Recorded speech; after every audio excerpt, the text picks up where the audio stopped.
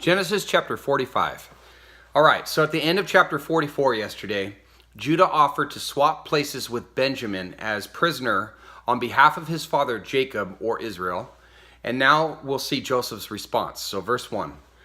Then Joseph could not control himself before all those who stood by him, and he cried, "Have everyone go out from me." So there was no man with him when Joseph made himself known to his brothers. He wept so loudly that the Egyptians heard it, and the household of Pharaoh heard it. Then Joseph said to his brothers, "I am Joseph. Is my father still alive?" But his brothers could not answer him, for they were dismayed at his presence. Then Joseph said to his brothers, "Please come closer to me." And they came closer. And he said, "I am your brother Joseph, whom you sold into Egypt." Verse 5. Now do not be grieved or angry with yourselves because you sold me here, for God sent me before you to preserve life. All right, and let's note here that it says that God was the one who sent him. So obviously there was some involvement with God choosing Joseph to be involved in this situation. Verse 6. For the famine has been in the land these 2 years, and there are still 5 years in which there will be neither plowing nor harvesting.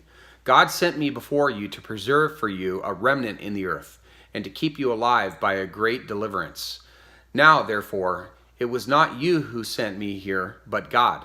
And he has made me a father to Pharaoh, and lord of all his household, and ruler over all the land of Egypt. And this is a reference to his high position as Pharaoh's trusted advisor. Verse 9. Hurry and go up to my father and say to him, "Thus says your son Joseph, God has made me lord of all Egypt. Come down to me, do not delay."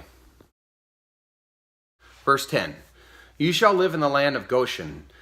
This was in the northeastern region of Egypt. And you shall be near me, you and your children and your children's children, and your flocks and your herds and all that you have. There I will also provide for you. For there are still 5 years of famine to come, and you and your household and all that you have would be impoverished. Behold, your eyes see, and the eyes of my brother Benjamin see. That is my mouth which is speaking to you. Now you must tell my father of all my splendor in Egypt, and all that you have seen, and you must hurry and bring my father down here.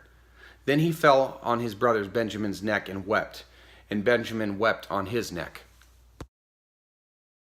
Verse 15. He kissed all his brothers and wept on them, and afterward his brothers talked with him. And this all ties in with the Abrahamic covenant and God's plan to prosper his people through the nation Israel, so it's a really important deal. Verse 16.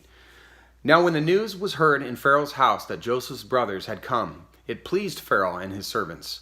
Then Pharaoh said to Joseph, "Say to your brothers, do this, load your beasts and go to the land of Canaan, and take your father and your households and come to me, and I will give you the best of the land of Egypt, and you will eat the fat of the land.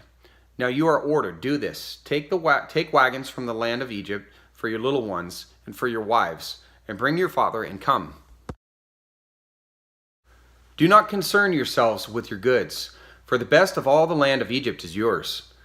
Then the sons of Israel did so, and Joseph gave them wagons according to the command of Pharaoh, and gave them provisions for the journey. To each of them he gave changes of garments, but to Benjamin he gave 300 pieces of silver and 5 changes of garments. To his father he sent as follows: 10 donkeys loaded with the best things of Egypt, and 10 female donkeys loaded with grain and bread and sustenance for his father on the journey. So he sent his brothers away, and as they departed, he said to them, "Do not quarrel on the journey." Verse 25. Then they went up from Egypt and came to the land of Canaan to their father Jacob.